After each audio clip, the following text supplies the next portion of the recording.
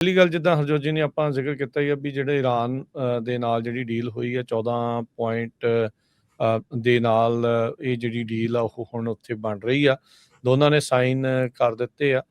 ਰਾਸ਼ਟਰਪਤੀ Trump Europe ਦੇ ਦੌਰੇ ਦੇ ਦੌਰਾਨ ਉਹਨਾਂ ਨੇ ਸਾਈਨ ਕੀਤੇ। ਜਿਹੜਾ ਈਰਾਨ ਦਾ ਪ੍ਰੈਜ਼ੀਡੈਂਟ ਆ ਉਸਨੇ ਆਪਣੇ ਪੱਧਰ ਦੇ ਉੱਤੇ ਇਲੈਕਟ੍ਰੋਨਿਕਲੀ ਜਿਹੜੇ ਉਹ ਸਾਈਨ ਕੀਤੇ। ਇਹ ਨਹੀਂ ਅਜੇ ਪਤਾ ਵੀ ਆਪਸ ਦੇ ਵਿੱਚ ਇਹਨਾਂ ਨੇ ਮੁਲਾਕਾਤ ਕਰਨੀ ਆ, ਉਹ ਚੀਜ਼ ਨੂੰ ਦਿਖਾਉਣੀ ਆ ਜਾਂ ਨਹੀਂ।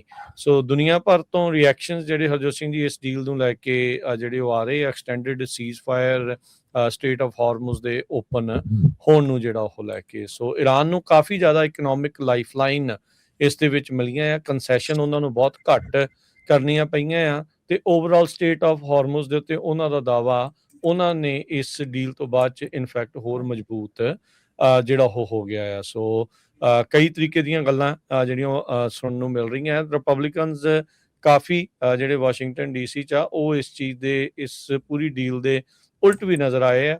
ਇਜ਼ਰਾਈਲੀਜ਼ ਖਾਸ ਕਰਕੇ ਜਿਹੜੇ ਜ਼ਾਇਨਿਸਟ ਆ ਉਹਨਾਂ ਨੇ ਟੋਟਲੀ ਇਸ ਤੋਂ ਨਿਰਾਸ਼ਾ ਜਿਹੜੀ ਆ ਉਹ ਦਿਖਾਈ ਹੈਗੀ ਆ। ਪਰ ਇਸ ਦਾ ਓਵਰਆਲ ਇਕੋਨਮੀ ਨੂੰ ਲੈ ਕੇ ਅਸਰ ਕਿੱਦਾਂ ਦਾ ਪਊਗਾ ਇਹ ਆਉਣ ਵਾਲਾ ਵਕਤ ਜਿਹੜਾ ਉਹ ਦੱਸੂਗਾ। ਸਟੇਟ ਆਫ ਹਾਰਮੁਜ਼ ਨੂੰ ਪੂਰੀ ਤਰ੍ਹਾਂ ਖੁੱਲਦਿਆਂ ਨੂੰ ਵਕਤ ਜਿਹੜਾ ਉਹ ਲੱਗੇਗਾ।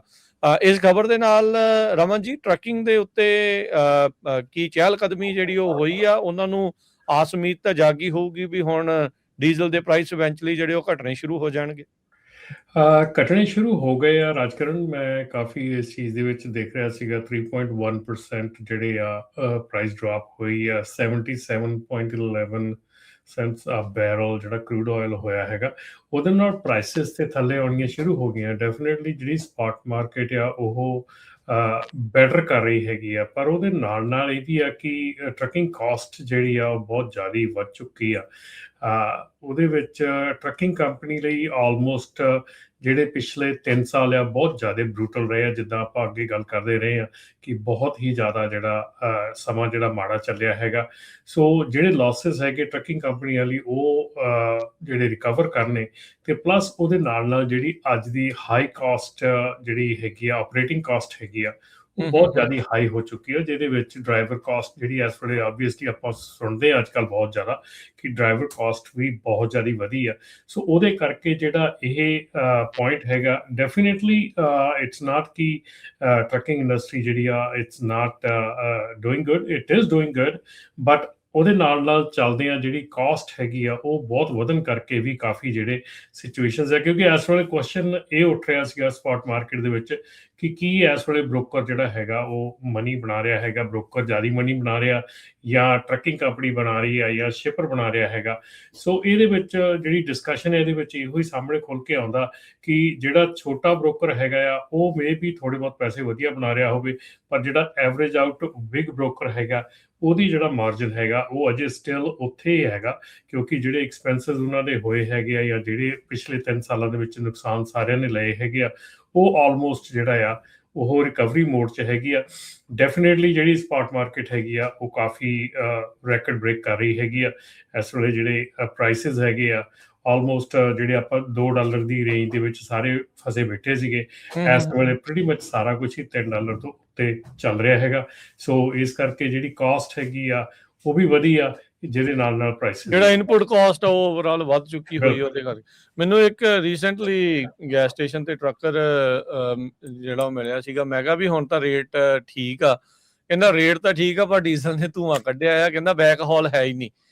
ਇੱਕ ਪਾਸੇ ਵੱਲ ਨੂੰ ਹੀ ਜਿਹੜਾ ਉਹ ਸਿਚੁਏਸ਼ਨ ਉਹ ਵਾਲੇ ਪ੍ਰਾਈਸ ਠੀਕ ਆ, ਵਾਪਸੀ ਕਹਿੰਦੇ ਵੀ ਐਮਟੀ ਮਾਈਲ ਹੀ ਜਿਹੜੇ ਕਾਈਂਡ ਆਫ ਕਰਨੇ ਜਿਹੜੇ ਉਹ ਪੈ ਰਹੇ ਆ ਤੇ ਦਿਨ ਉਹਨਾਂ ਨੇ ਹੁਣ ਲੰਬੇ ਕਰਤੇ ਆ। ਜੇ ਪ੍ਰਾਈਸ ਵਧਾਇਆ ਆ ਤੇ ਉਹ ਜਿੱਦਾਂ ਕਹਿੰਦੇ ਹੁੰਦੇ ਨਾ ਕਿ ਖਿੱਚਵਾਂ ਲੋਡ, ਓਦਾਂ ਨਹੀਂ ਵੀ ਹਫ਼ਤੇ ਦੇ ਜੇ ਜਾਂ ਮਹੀਨੇ ਦੇ ਜਿਹੜੇ 3-4 ਸੀਗੇ ਲੋਡ ਉਹਦੇ ਵਿੱਚੋਂ ਇੱਕ ਓਵਰਆਲ ਜਿਹੜਾ ਉਹ ਘਟ ਗਿਆ।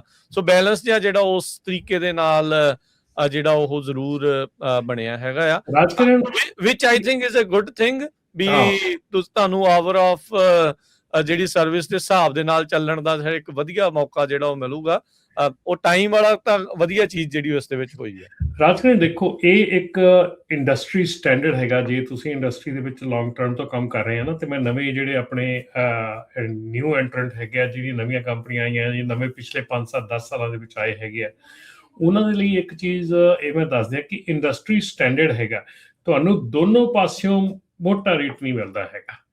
You will never get both sides $10 ਪਰ ਮਾਈਲ। ਇਹ ਸੋਚ ਕੇ ਦੇਖ ਲਓ, ਇਹ ਸਮਝ ਲਓ ਕਿ ਤੁਹਾਨੂੰ ਦੋਨੋਂ ਪਾਸਿਆਂ ਤੋਂ $4 ਨੂੰ $10 ਨੂੰ ਮਾਈਲ ਨਹੀਂ ਮਿਲਣਾ ਹੈਗਾ, ਅਨਲੈਸ ਅੰਟਿਲ ਤੁਹਾਡਾ ਕਿਤੇ ਲੱਕ ਲੱਗ ਜਾਂਦਾ।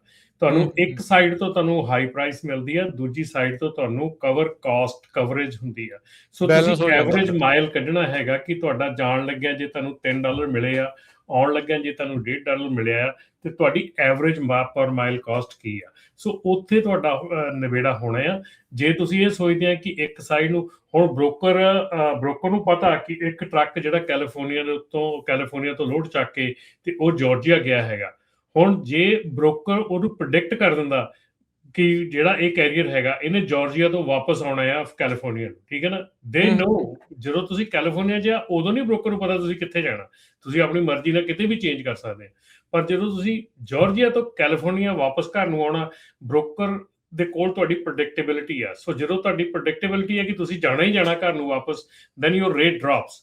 ਜਾਂ ਤਾਂ ਤੁਸੀਂ ਇਹ ਕਰ ਸਕਦੇ ਆ, ਅਸੀਂ ਬਹੁਤ ਆਪਣੀ ਕੰਪਨੀ ਦੇ ਵਿੱਚ ਜਦੋਂ ਪ੍ਰੀਵੀਅਸਲੀ ਕੰਮ ਕਰਦੇ ਸੀ, ਅਸੀਂ ਹਮੇਸ਼ਾ ਇਹ ਕਹਿੰਦੇ ਹੁੰਦੇ ਸੀਗੇ ਕਿ ਟ੍ਰਾਇੰਗਲ ਜਿਹੜਾ ਹੈਗਾ, ਜਦੋਂ ਤੁਸੀਂ ਕੰਮ ਕਰਦੇ ਆ ਤੁਸੀਂ just do the triangle, don't do direct go round circle ਨਾ ਲਾਓ, ਟ੍ਰਾਇੰਗਲ ਲਾ ਲਓ ਕਿ ਤੁਸੀਂ ਇੱਥੋਂ ਗਏ ਆ, ਇੱਥੋਂ ਤੁਸੀਂ ਜਾਰਜੀਆ ਗਏ ਆ, ਜਾਰਜੀਆ ਤੋਂ ਤੁਸੀਂ ਲੋਡ ਚੱਕ ਕੇ ਲਰੀਡੋ ਚਲੇ ਗਏ ਆ, ਲਰੀਡੋ ਤੋਂ ਲੋਡ ਚੱਕ ਕੇ ਕੈਲੀਫੋਰਨੀਆ ਆ ਗਏ ਆ, ਜਾਂ ਜਾਰਜੀਆ ਤੋਂ ਤੁਸੀਂ ਮਿਡਵੈਸਟ ਚਲੇ ਗਏ ਆ, ਮਿਡਵੈਸਟ ਤੋਂ ਕੈਲੀਫੋਰਨੀਆ ਜਾਂਦੇ। ਸੋ ਟਰਾਈ ਟੂ ਟੇਕ ਅਵੇ ਕਿ ਤੁਹਾਡੀ ਪ੍ਰੈਡਿਕਟੇਬਿਲਿਟੀ ਜਿਹੜੀ ਆ ਤੁਹਾਡੀ ਆਟੋਮੈਟਿਕ, ਤੁਹਾਨੂੰ ਅਗਲੇ ਨੂੰ ਜਿਹੜਾ ਪਤਾ ਲੱਗ ਜਾਂਦਾ ਕਿ ਤੁਸੀਂ ਇੱਥੇ ਜਾਣਾ ਹੀ ਜਾਣਾ, ਫਿਰ ਉੱਥੇ ਤੁਹਾਨੂੰ ਪੂਰਾ ਰੇਟ ਨਹੀਂ ਮਿਲਦਾ।